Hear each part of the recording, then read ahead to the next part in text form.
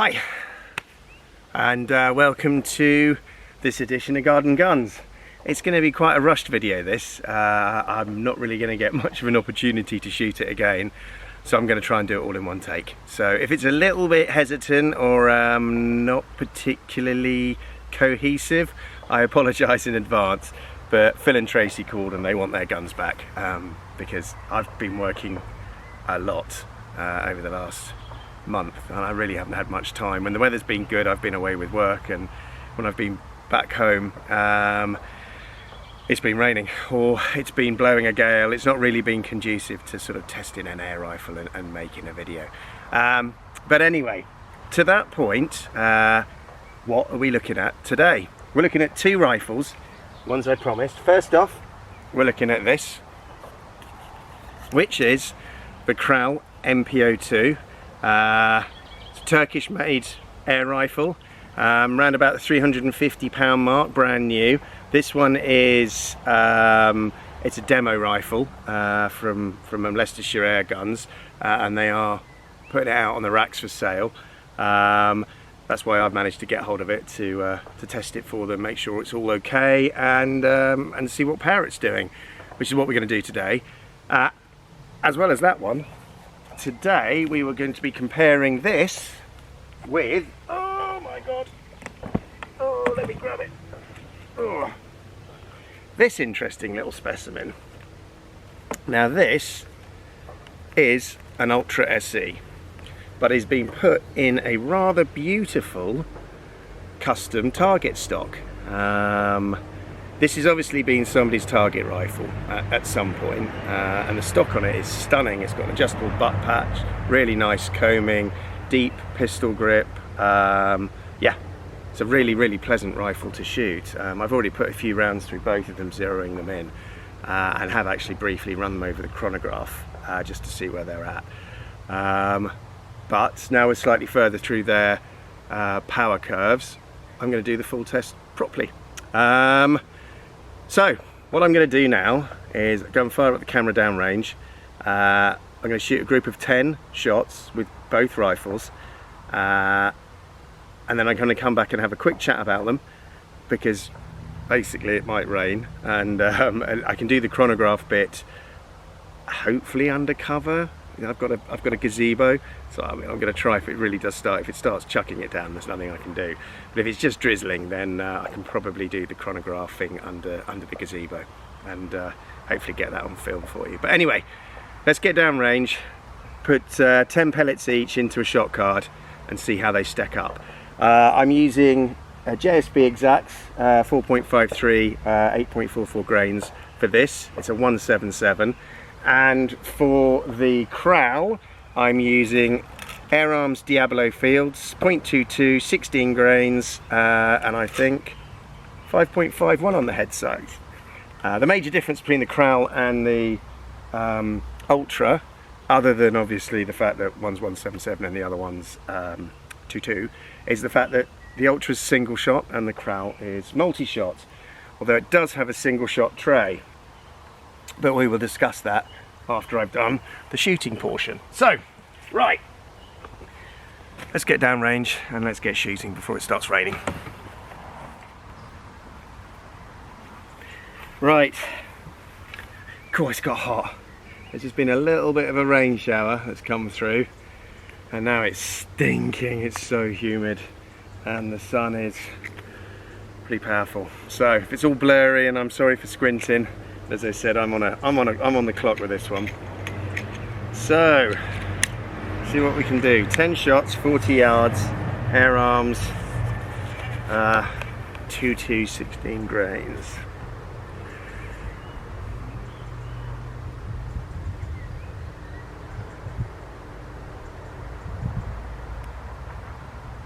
A bit of rain on the lens.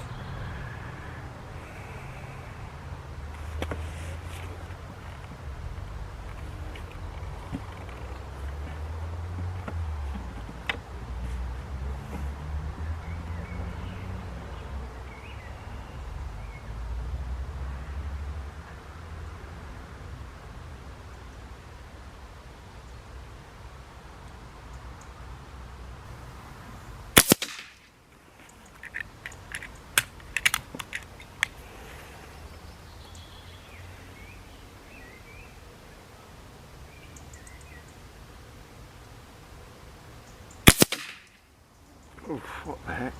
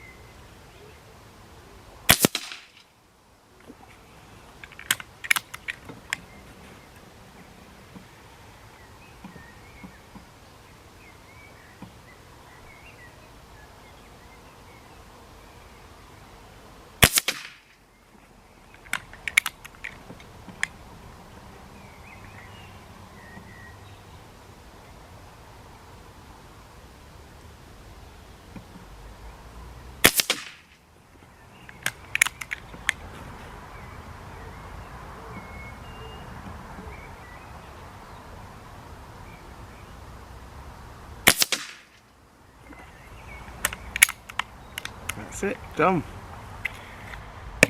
Right. Oh, hot and sweaty. Looking through the scope. There's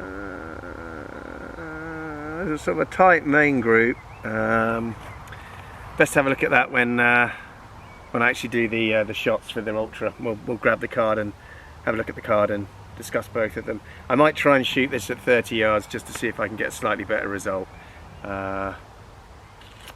Yeah, not overly happy with that. But anyway, right, let's get on and do the Ultra now.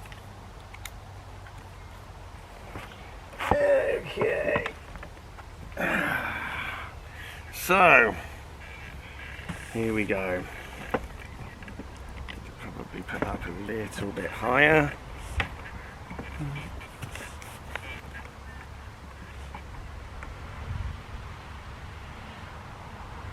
Yep, that's about right.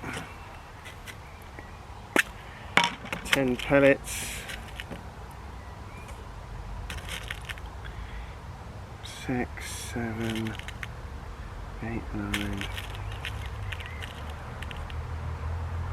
10. Okay, so they woo! Crikey! See, this is what happens when you rush, you make mistakes. So these are JSB 4.53, 8.44 grains. So my standard sort of go-to pellet for target shooting, really, and for hunting for that. There we go. Right, okay, let's see how we can do with this. So 40 yards.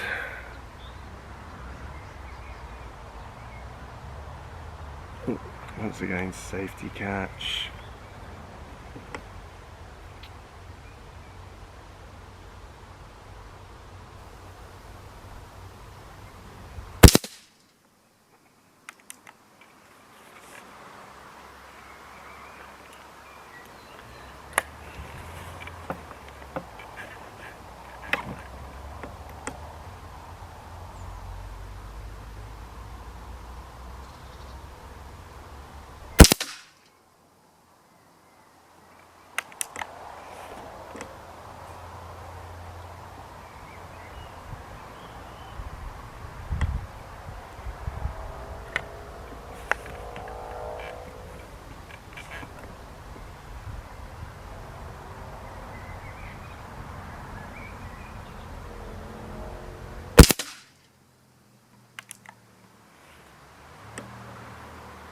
Oops.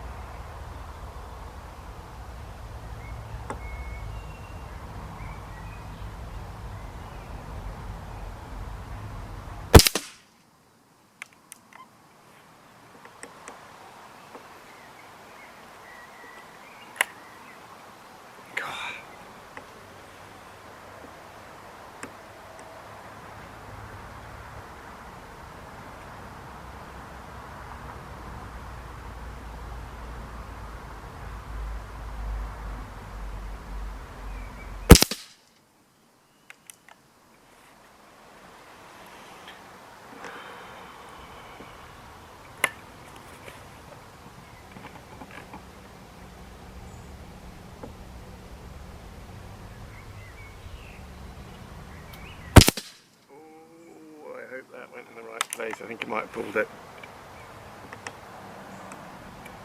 Whoops.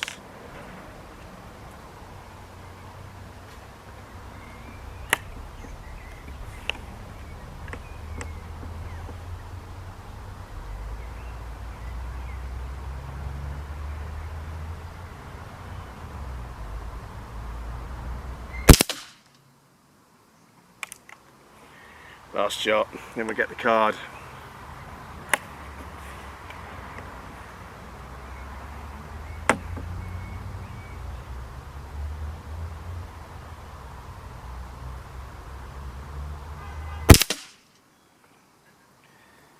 Okay, oh my word, it's humid and hot, yeah. Right, I'm going to go and grab the card, then I'm going to come back, have a quick chat, and I'm going to do the chronographing, but I might have to do that in the shade somewhere. So, let's see how we did. So, right, there we go. Now, main group, this is the Kral, the NP02. The main group is, you know, really respectable. There's 2 shots in this, and then there's one, I mean, flyer, or it dropped one down here. Bearing in mind, you know, I shot that group as well, I'm thinking that's probably either the pellets or the rifle itself. So what I'm going to do is I'm actually going to shoot a quick 10-shot group with JSBs. I've got some JSB jumbos, jumbo RSs, or anyway, I've got some JSB 22s. So I'm going to run a quick group through that just to see if it makes any difference to the group size, and if it does, I'll show you the card. But this is the Ultra. Now I pulled one of those shots. I don't know if it's that one. I'm hoping it is. I'll have to have a look at the video. But I mean, the Ultra at 40 yards, there's not much of a breeze, so it's pretty still. 40 yards, you know, I've had like 4 hours sleep. I've been on night shift, so I was working this morning. Woke up at 3, and then yeah, basically got back from work at about 3. So haven't had any sleep. I'm trying to shoot this video so I can get the rifles back to Trace. So, but I'm happy with that. I'm happy with the Ultras group at 40 yards. I don't think at the moment I'm going to do much better than that, especially not in this heat and feeling as uncomfortable as I do. So, if you give me a couple of minutes, I'm going to shoot the group, the JSBs through the Krell, and just see how they go. And then I will come back and do the chronograph section. Back with you in a moment.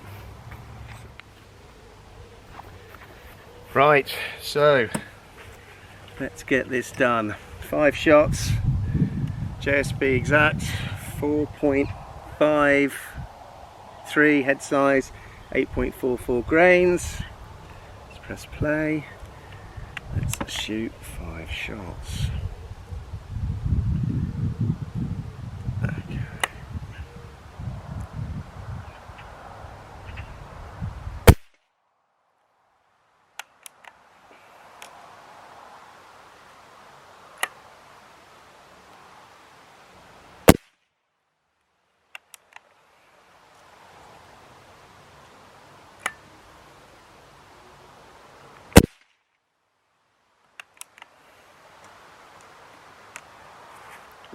I'm crawling on my leg. And the other leg now. Oops. Come on. Here we go. Okay, so that's the Ultra done. The itchy face. We'll grab this, I'll get this set up, and then I'll be back.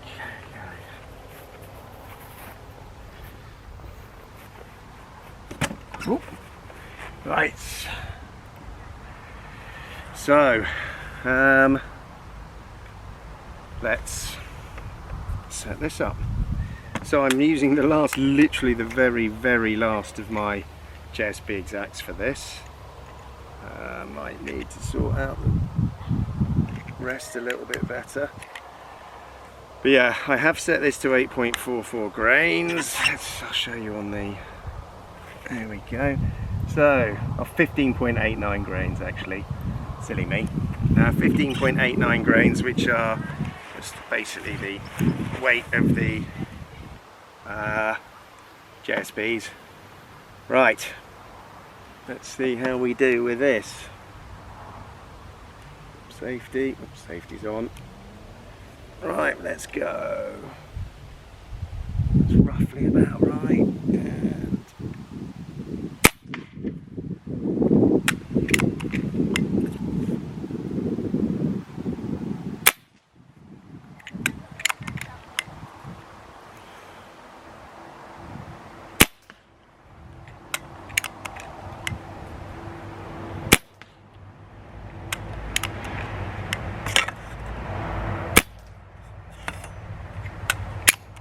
And that's it.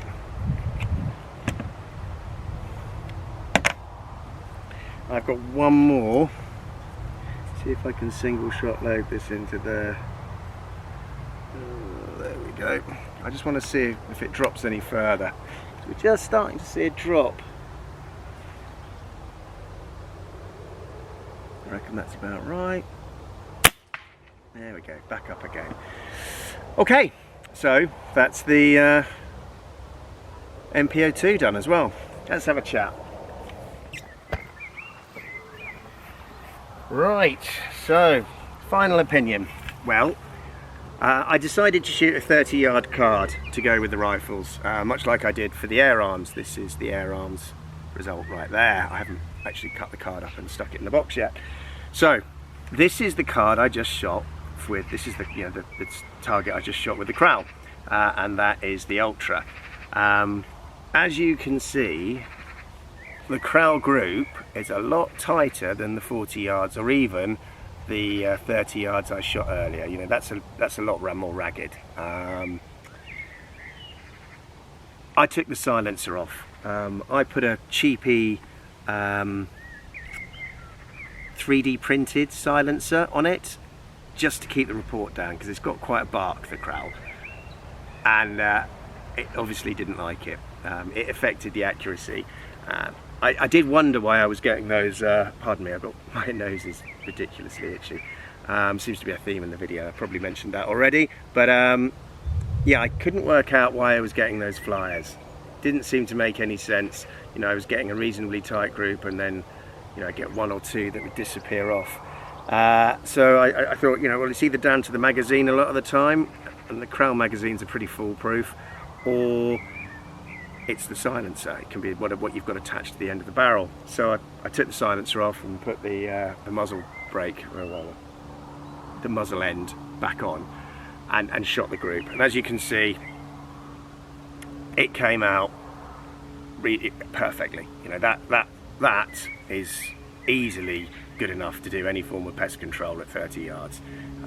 You would have no problem, and especially with 11 foot-pounds. The Ultra, well, you know, that is a lovely little group. The Ultra is, you know, as you can see, the group is, it's not far off the group that I shot at 40 yards, to be honest. I think I probably shot the 40-yard group slightly better than the 30-yard, but anyway, the 40-yard group, you can see it's sort of a little bit more ragged in the horizontal. That's probably me pulling the shots, so that's my fault. So if I'd tightened those up, then I think I would have actually probably beaten, I would have definitely beaten my 30-yard group with the 40-yard group. So user problem there. So you don't always shoot as well as you did half an hour ago. So what do I think about these rifles? Well, if I wanted a target rifle, a rifle for use down the club to shoot, say 25 meters, or, you know, 50-meter bench rest or something like that, or something for bell target, without a shadow of a doubt, I would be taking the this little Ultra. The stock on it's superb. The trigger's okay. You know, it's not a match trigger. I mean, maybe you'd be able to do something to it to make it slightly nicer. But on the whole, you know, this is a great little rifle for plinking and for, you know, a bit of target work. It's not hitting 10 foot-pounds, so I would say probably, you know, yes, of course you could use it for sort of 20 metre and under, but would I? No, I wouldn't do that. If I wanted a pest control, if my aim was to have a rifle to do some plinking with and to use it for, say, rats and squirrels that were, you know, hitting the bird feeders, or, you know, were in among the chickens and the chicken feed, then I would go for the Krell.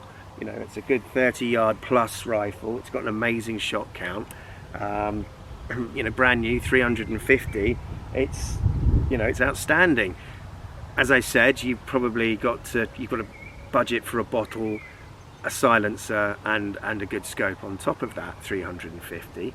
So you're probably looking, you know, 600, maybe a bit more, 650 all in. But I don't know of any single, you know, you're paying 650, 700 quid for a cheap one of the cheaper, you know, something like a Weirach HW 110 or a Walther RM8. You know, you're paying sort of 600 quid for one of those without a scope. So yeah, and all without a bottle. I mean, I think the only real one out there is probably the Gamo Fox, which comes with a cheap scope and a foot pump, so you are pretty much ready to go, and that's 500. That's 500 quid or over, brand new. So, you know, I think the Krell is an absolute steal as a new rifle. If I wanted it for target work, I would opt for the second-hand purchase, and I would go for this, because this does outperform. It is more accurate than the Krell, and it always will be.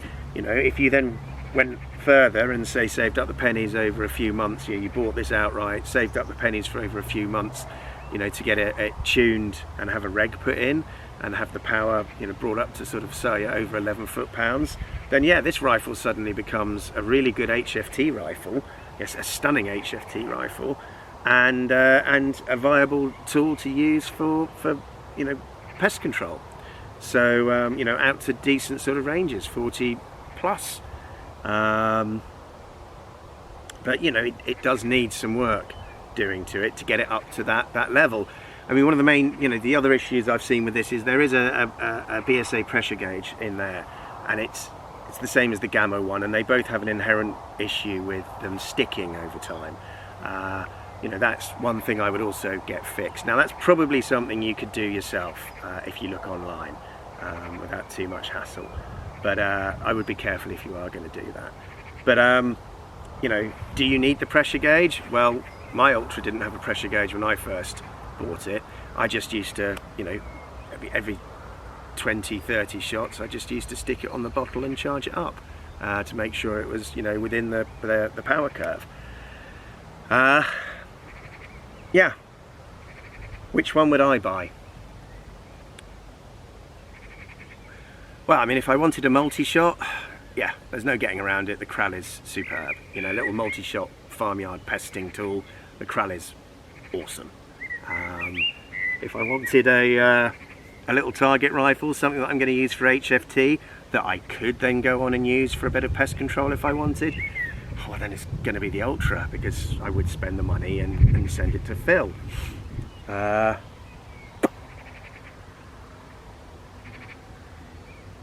Which is probably the best value for money? Well, I'd probably go with the Krell on that.